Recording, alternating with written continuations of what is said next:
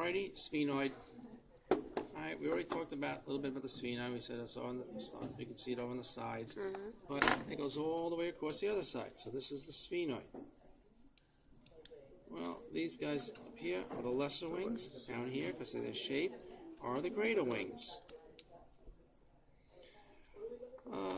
We have the things we look for on those landmarks are the medial pterygoid processes and the lateral pterygoid process, right? So lateral and medial. Okay. Yeah, the good old superior orbital fissure, right? So it goes in the orbit. All right, we look under here and we can see it internally also. There is the good old sella turcica. That's this area right here. And the pituitary gland sits right there. Optic canals are these openings here that come in. So the optic nerve comes in from the orbit, right, for vision, the eye. The foramina, right? So we have this one right here. It's kind of roundish. It's inferior to the lesser wing. That is going to be the foramen rotunda. This oval-shaped one here, that's foramen ovale. The little one is spinosum. And then we have lacerum, or last one, right, down both sides.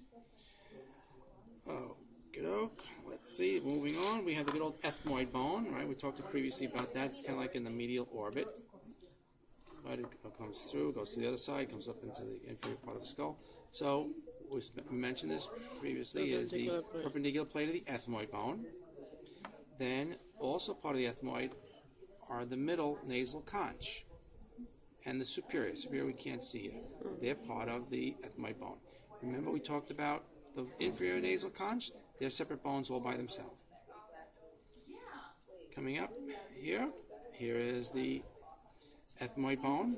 Down the center is the cribriform, the crista galli.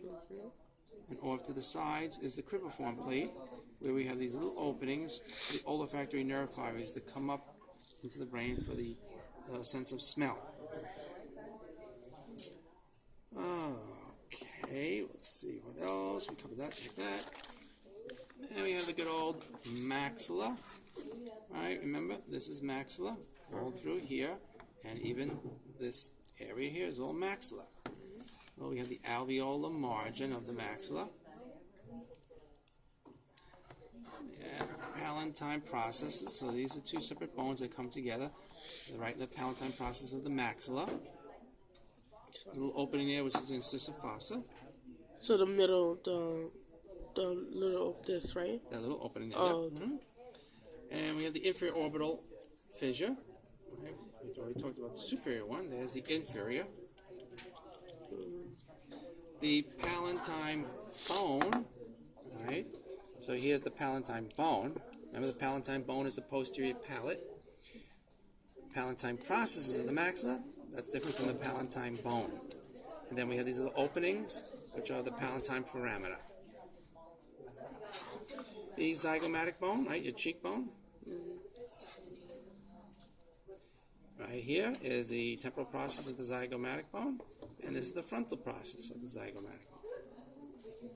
Lacrimal bone, we talked about this guy here earlier, right? And then there's the lacrimal groove, fossa.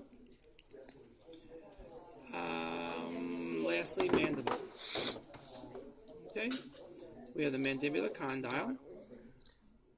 And where is this going to go? Where does it join?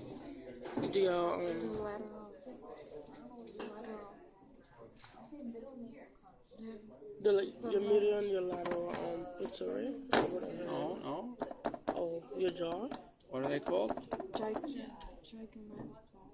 No. We went over them. Just now? No, previously. That's the mandibular fossa. Oh, mandibular fossa. To form the temporal mandibular joint. Okay. So mandibular condyle goes in the mandibular fossa. Alright, so mandibular condyle, coronoid process. Between the two, the mandibular notch.